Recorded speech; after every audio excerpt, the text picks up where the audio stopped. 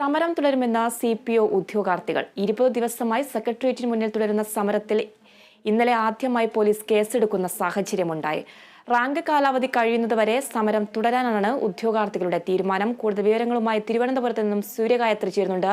Suryagayathri, CPO ഉദ്യോഗാർത്ഥികൾ സമരം തുടരുമെന്നാണ് അറിയിച്ചിരിക്കുന്നത്. ഇന്നലെ സമരത്തിൽ കേസെടുക്കുകയും ചെയ്തിട്ടുണ്ട്. കൂടുതൽ വിശദാംശങ്ങൾ എന്തൊക്കെയാണ്? സമരം തുടരുമെന്ന CPO ഉദ്യോഗാർത്ഥികൾ 20 ദിവസമായി സെക്രട്ടേറിയറ്റിന് മുന്നിൽ തുടരുന്ന സമരത്തിൽ ഇന്നലെ ആദ്യമായി പോലീസ് കേസെടുക്കുന്ന സാഹചര്യമുണ്ടായി. റാങ്ക് കാലാവധി കഴിയുന്നതുവരെ സമരം തുടരാനാണ് ഉദ്യോഗാർത്ഥികളുടെ തീരുമാനം. വിവരങ്ങളുമായി തിരുവനന്തപുരത്ത് നിന്നും സൂര്യഗായത്രി ചേരുന്നുണ്ട്. സൂര്യഗായത്രി, CPO ഉദ്യോഗാർത്ഥികൾ സമരം തുടരുകയാണ്. സർക്കാർ അടിയന്തരമായിട്ടൊരു ഇടപെടൽ നടത്തണമെന്നാണ് ഉദ്യോഗാർത്ഥികളുടെ ആവശ്യം. കൂടുതൽ വിശദാംശങ്ങൾ എന്തൊക്കെയാണ്?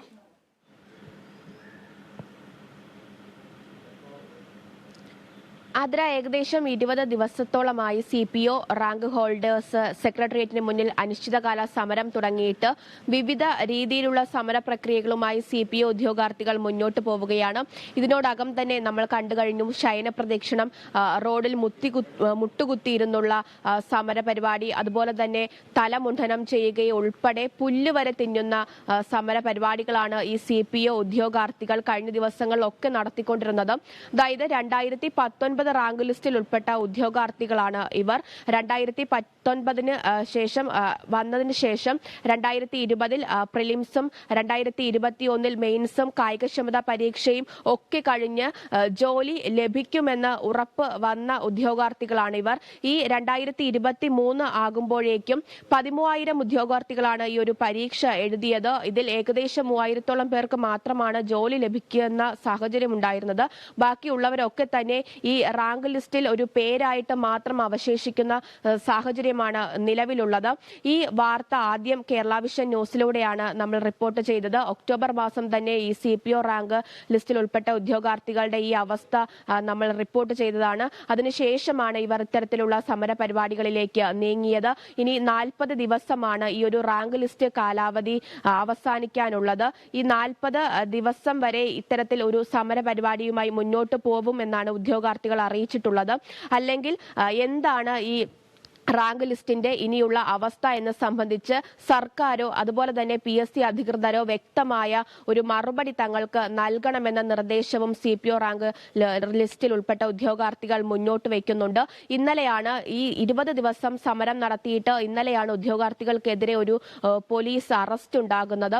അതായത് ദേഹത്ത് പെട്രോൾ വരെ ഒഴിച്ച് മരണം വരെ വരിക്കാൻ തങ്ങൾ തയ്യാറാണെന്നൊരു രീതിക്ക് വലിയ രീതിയിലുള്ള സമരം ഇന്നലെ വൈകിട്ടോടെ ആയപ്പോൾ ഉദ്യോഗാർത്ഥികൾ തുടങ്ങിയിരുന്നു. ഇന്നലെ ഈ ഉദ്യോഗാർത്ഥികളും അവരുടെ രക്ഷകർത്താക്കളും അതുപോലെ തന്നെ വിവിധ വിദ്യാർത്ഥി സംഘടനകൾ, രാഷ്ട്രീയ സാമൂഹിക മേഖലയിൽ പ്രവർത്തിക്കുന്നവർ ഉൾപ്പെടെയുള്ള ഒരു വലിയ ജനസാഗരം തന്നെയായിരുന്നു സെക്രട്ടേറിയറ്റിന് മുന്നിൽ ഉണ്ടായിരുന്നത്. ഇന്നലെ റോഡ് സ്തംഭിക്കുന്ന ഒരു സാഹചര്യമൊക്കെ ഉണ്ടായിരുന്നു. ഇത് കണക്കിലെടുത്താണ് ഇന്നലെ പോലീസ് ഉദ്യോഗാർത്ഥികളെ അറസ്റ്റ് ചെയ്യുന്ന ഒരു സാഹചര്യം ഉണ്ടായത്. പിന്നീട് ഉദ്യോഗാർത്ഥികളെ വിട്ടയച്ചിരുന്നെങ്കിലും DGP വീണ്ടും ഉദ്യോഗാർത്ഥികളെ വിളിച്ചു ചേർത്ത് ഒരു ചർച്ച നടത്തിയിരുന്നു. ഈ ചർച്ചയിൽ എന്താണ് ഉദ്യോഗാർത്ഥികളുടെ ആവശ്യം, അത് സർക്കാരിന് മുന്നിൽ ബോധിപ്പിക്കാം, സർക്കാരിനെ അറിയിക്കാം എന്നൊരു മറുപടി നൽകിയതിനു ശേഷമാണ് ഉദ്യോഗാർത്ഥികൾ ഇന്നലെ രാത്രി സമരം അവസാനിപ്പിച്ച് പിരിഞ്ഞു പോയിരുന്നത്. പക്ഷേ ഈ 40 ദിവസമാണ് ഈ റാങ്ക് ലിസ്റ്റ് കാലാവധി കഴിയാനുള്ളത്. ഈ 40 ദിവസം വരെ സമരം തുടരുമെന്ന ഒരു കാര്യം വ്യക്തമാക്കിക്കൊണ്ടാണ് ഇന്നലത്തെ ആ ഒരു റോഡ് ഉപരോധമൊക്കെ ഉദ്യോഗാർത്ഥികൾ അവസാനിപ്പിച്ചത്. വളരെ ദയനീയമായ ഒരു അവസ്ഥയിലൂടെയാണ് ഉദ്യോഗാർത്ഥികൾ ഇപ്പോൾ കടന്നു പോകുന്നത്. എന്തെങ്കിലും ഒരു മറുപടി വേണ്ടപ്പെട്ടവരിൽ നിന്ന് ലഭിക്കണം എന്നൊരു ആവശ്യം മാത്രമാണ് അവർ ഉന്നയിക്കുന്നത്. ഈ 13,000 പേര് പരീക്ഷ എഴുതിയതിൽ 3,000 പേര് മാത്രമാണ് ജോലി ലഭിച്ചിട്ടുള്ളത്. ബാക്കിയുള്ളവർക്ക് കൃത്യമായിട്ടൊരു മറുപടി വേണം. അല്ലെങ്കിൽ തങ്ങൾ ഇതിലും വലിയ പ്രതിഷേധ പരിപാടികളുമായി മുന്നോട്ട് പോകുമെന്ന ഒരു അറിയിപ്പ് കൂടി ഉദ്യോഗാർത്ഥികൾ നൽകുന്നുണ്ട്. എന്തായാലും ഇപ്പോൾ തന്നെ വലിയ രീതിയിൽ ഈ ഒരു CPO സമരം വാർത്തയാകുന്ന സാഹചര്യം സാഹചര്യമുണ്ട്.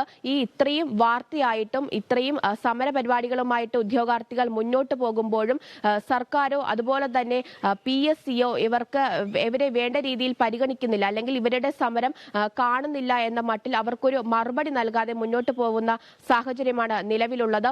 ഇന്നലെ ഇപ്പോൾ ഉദ്യോഗാർത്ഥികളുടെ രക്ഷിതാക്കളൊക്കെ വന്നാണ് സംസാരിച്ചിരുന്നത്. അവരുടെ വീട്ടിലെ അവസ്ഥ സമരം തുടരുമെന്ന CPO ഉദ്യോഗാർത്ഥികൾ 20 ദിവസമായി സെക്രട്ടേറിയറ്റിന് മുന്നിൽ തുടരുന്ന സമരത്തിൽ ഇന്നലെ ആദ്യമായി പോലീസ് കേസെടുക്കുന്ന സാഹചര്യമുണ്ടായി. റാങ്ക് കാലാവധി കഴിയുന്നതുവരെ സമരം തുടരാനാണ് ഉദ്യോഗാർത്ഥികളുടെ തീരുമാനം. വിവരങ്ങൾ നൽകുകയായിരുന്നു തിരുവനന്തപുരത്ത് നിന്നും സൂര്യഗായത്രി.